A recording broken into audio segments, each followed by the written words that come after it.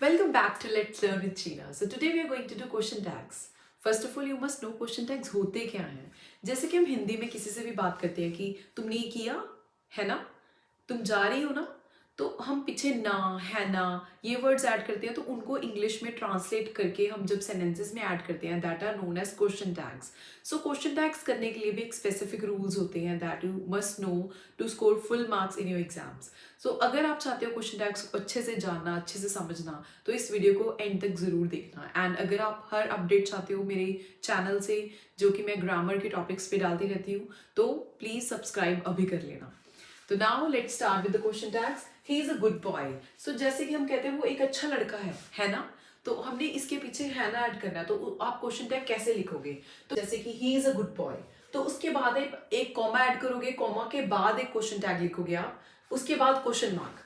So question tag कैसे बनाना है? जो भी वर्ब दी होगी सेंटेंस में, जैसे कि यहाँ पे इज वर्ब दी हुई है and he is a subject, तो हमने उसी वर्ब को क्वेश्चन टैग में ले जाना है. और अगर स्टेटमेंट पॉजिटिव है, जैसे कि ये इसमें नॉट नहीं यूज किया हुआ, ये पॉजिटिव स्टेटमेंट है, तो हमने क्वेश्चन टैग हमेशा नेगेटिव लगाना है उसके साथ. तो इसका हमने नॉट लगाना है, तो लेकिन आप हमेशा उसको कॉन्ट्रैक्शन फॉर्म में लिखोगे. आप इज नॉट नहीं लिखोगे. Isn't, aren't, ain't, haven't, hasn't, तो आपने हमेशा नॉट कॉन्ट्रैक्शन फॉर्म में लगानी है. सो और जो सब्जेक्ट है, जैसे कि यहाँ पे he pronoun as a pronoun use किया हुआ है, तो यहाँ पे सेम सब्जेक्ट एंड पे आ जाएगा. तो इस तरीके से आप क्वेश्चन टैग ऐड करोगे. दे आर गोइंग, वो जा रही है ना, तो इसका क्वेश्चन टैग कैसे बनाएंगे? तो जैसे कि यहाँ पे आर वर्ब है, तो जैसे मैंने आपको बताया आर पीछे चला जाएगा और इसके साथ कॉन्ट्रैक्शन फॉर्म में नॉट, एंड जो सब्जेक्ट है जो है दे, तो आपने वो लगा देना है. Let's do a few of the rules that are very important to know to do the question tags in a proper way. So this is rule number 1. If the statement is positive, question tags will be negative. And statement is negative, question tag will be positive. Whatever the question tag you will use with them, that will be opposite from it. For example, it is very cold today. तो इसमें not नहीं लगा हुआ, ये positive statement है, तो हमने question tag को नेगेटिव कर दिया, इजंट इट. ऐसे ही इजंट अ स्टूडेंट, ये नेगेटिव स्टेटमेंट है, इसमें नॉट लगा हुआ है, तो हमने क्वेश्चन टैग पॉजिटिव लगा दिया, इज ही. तो इस तरीके से आप अगर स्टेटमेंट पॉजिटिव होगी तो क्वेश्चन टैग उसके साथ नेगेटिव लगाओगे, और स्टेटमेंट नेगेटिव होगी तो क्वेश्चन टैग पॉजिटिव यूज करोगे. Now let's do second rule. In second rule, you have to keep in mind, like, you will always use pronoun in the question tag. तो आपने हमेशा pronoun use करना है question tag में. आप कभी भी नाउन को नहीं यूज कर सकते क्वेश्चन टैग में. जैसे कि इस एग्जाम्पल में देखो, Riya is my sister, isn't she, तो हमने यहाँ पे इजंट रिया नहीं लिखा. आपको रिया एक गर्ल है, तो उसका जो सब्जेक्ट प्रोनाउन है वो यूज करना होगा शी. तो रिया एक गर्ल है तो शी. अगर यहाँ पे रोहन होता, किसी लड़के का नेम होता, तो आप वहां पे लिखते ही. तो आपने हमेशा सब्जेक्ट प्रोनाउंस ही यूज करने हैं क्वेश्चन टैग में. तो जैसे कि दूसरे एग्जाम्पल लेते हैं, children are playing, children are playing, तो यहाँ पे चिल्ड्रन नाउन है, तो हम इसको आंट चिल्ड्रन नहीं कह सकते. आपको यहाँ पे चिल्ड्रन का प्रोनाउन यूज करना पड़ेगा, जो कि है दे. तो आप ये लिस्ट देख सकते हैं जो कि सब्जेक्ट प्रोनाउन और ऑब्जेक्ट प्रोनाउन की. जैसे कि आई का ऑब्जेक्ट प्रोनाउन था मी, यू का यू ही होता है, शी का हर, ही का हिम. तो जैसे कि यहाँ पे हमने शी लिखा है, तो हम यहाँ पे हर नहीं लिख सकते और हिम नहीं लिख सकते. आपको जो सब्जेक्ट एस के नीचे सब्जेक्ट की जगह वाले प्रोनाउंस है वो ही यूज करनी है क्वेश्चन टैग्स में. Now let's do rule number 3. In rule number 3, we will do simple present tense sentences. जो सिंपल प्रेजेंट टेंस के सेंटेंसेस होते हैं उनमें कोई भी हेल्पिंग वर्ब नहीं यूज होती. For example, she teaches English, तो यहाँ पे कोई भी हेल्पिंग वर्ब नहीं, तो आप क्वेश्चन टैग में क्या यूज करोगे? तो इसके लिए आपको हमेशा डू और डज को यूज करना है. जब भी सिंपल प्रेजेंट टेंस का सेंटेंस आ जाए, तो आपने सब्जेक्ट को देखकर डू और डज यूज करना है. जैसे कि यहाँ पे अगर सिंगुलर सब्जेक्ट है तो आप यूज करोगे डज. अगर प्लूरल सब्जेक्ट है जैसे कि दे, तो आप यूज करोगे do in question tags.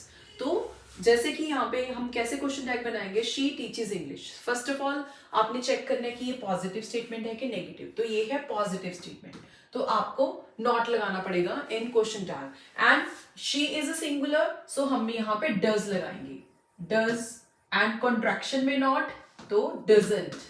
Doesn't और शी प्रोनाउन आ जाएगा in question tag, doesn't she. ऐसे हम दूसरी एग्जाम्पल करते हैं, they play football every day. So again this sentence is in simple present tense and the subject is plural and the statement is positive. So what you will do, you will add do and not, don't, and they will come here with this, don't they. So इस तरीके से आप simple present tense के sentences में do और does use करके उनका question tag बनाओगे. रूल नंबर 4, जैसे कि हमने सिंपल प्रेजेंट टेंस किया था, ऐसे ही सिंपल पास्ट टेंस में भी जो उसके सेंटेंसेस होते हैं उसमें कोई भी हेल्पिंग वर्ब नहीं होती. तो आप क्वेश्चन टैग में क्या यूज करोगे? तो आप क्वेश्चन टैग में लगाओगे डिड. हमने सिंपल प्रेजेंट टेंस के सेंटेंसेस में लगाया था डू और डज, इसमें लगाएंगे डिड. इसमें आपको चाहे सब्जेक्ट सिंगुलर है चाहे प्लूरल है, सबके साथ डिड ही लगाना है अगर सिंपल पास्ट टेंस में है सेंटेंस. जैसे कि ही फिनिश्ड हिज वर्क, तो यहाँ पे हमें कोई भी हेल्पिंग वर्ब नहीं मिल रही, तो इसीलिए हम इस पे डिड ऐड कर देंगे. तो सबसे पहले आप चेक करोगे कि स्टेटमेंट पॉजिटिव है कि नेगेटिव है. तो ये है पॉजिटिव स्टेटमेंट, नॉट नहीं लगा हुआ, तो हमने डिड लगा देना है और उसके साथ लगा देना है नॉट इन कॉन्ट्रैक्शन फॉर्म, और उसके साथ लगा देना हमने pronoun that is he. So he finished his work yesterday, didn't he? So in this way you will do simple past tense sentences. Now let's do rule number 5. तो rule number 5 में क्या है कि अगर सेंटेंसेस में has और have को as a main verb use किया हुआ है, हेल्पिंग वर्ब की तरह नहीं यूज किया हुआ, तो आप क्वेश्चन टैग में कौन सी वर्ब यूज करोगे? तो जैसे कि एग्जाम्पल में है you have my book, you have my book, तो यहाँ पे जो हैव है वो as a main verb use किया हुआ है. इसमें और कोई भी वर्ब नहीं है, सिर्फ हैव वर्ब है, तो ये एक मेन वर्ब है.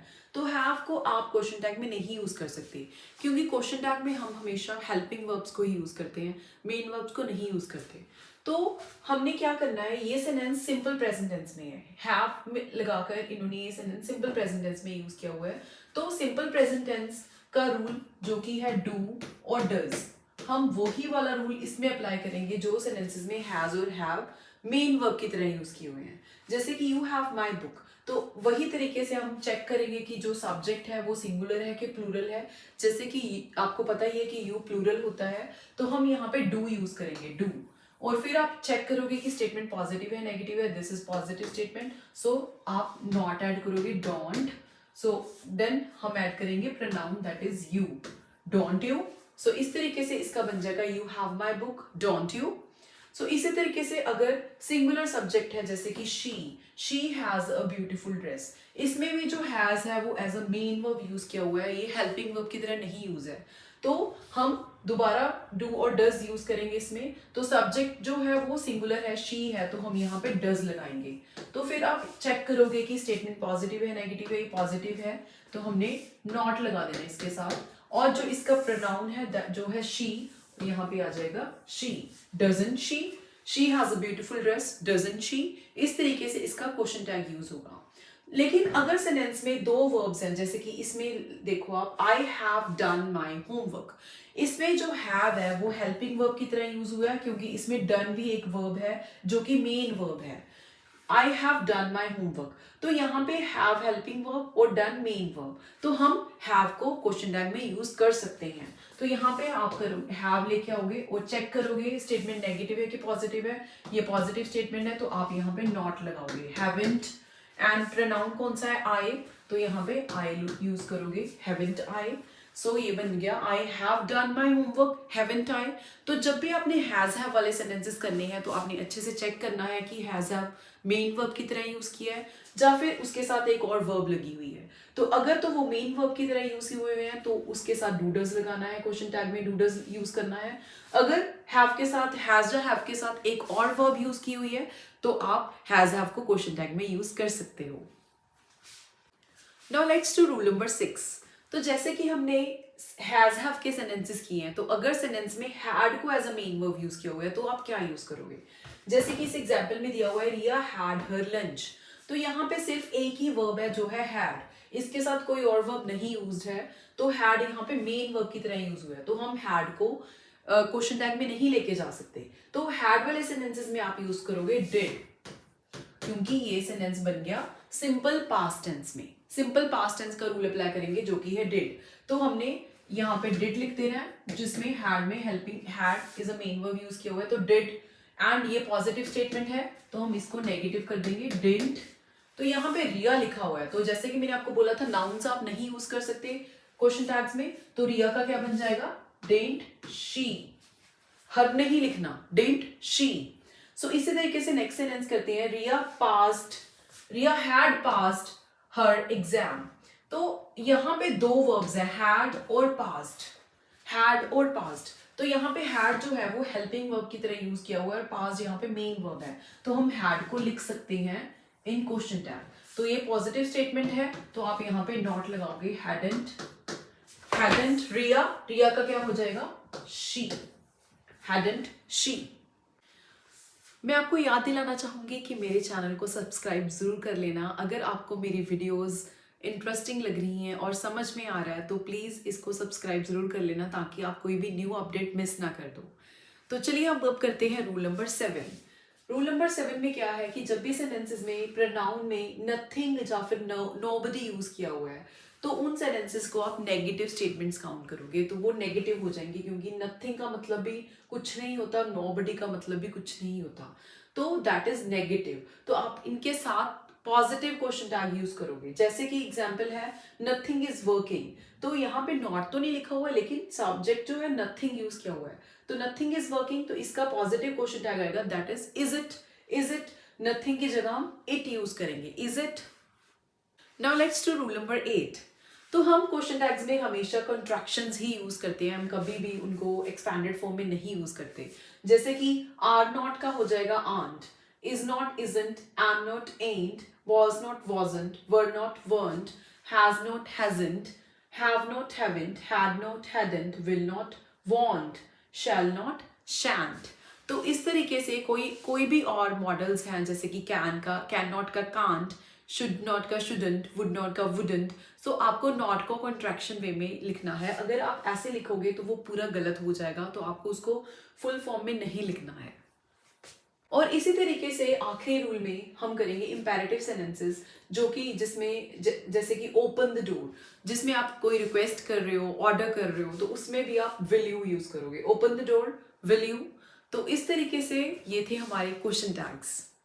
अगर आप इस अब तक बने हुए इस वीडियो में, इसका मतलब आपको क्वेश्चन टैग अब पूरे अच्छे से समझ आ चुके हैं, तो आप इजीली इसके कोई भी क्वेश्चन सॉल्व कर सकते हो।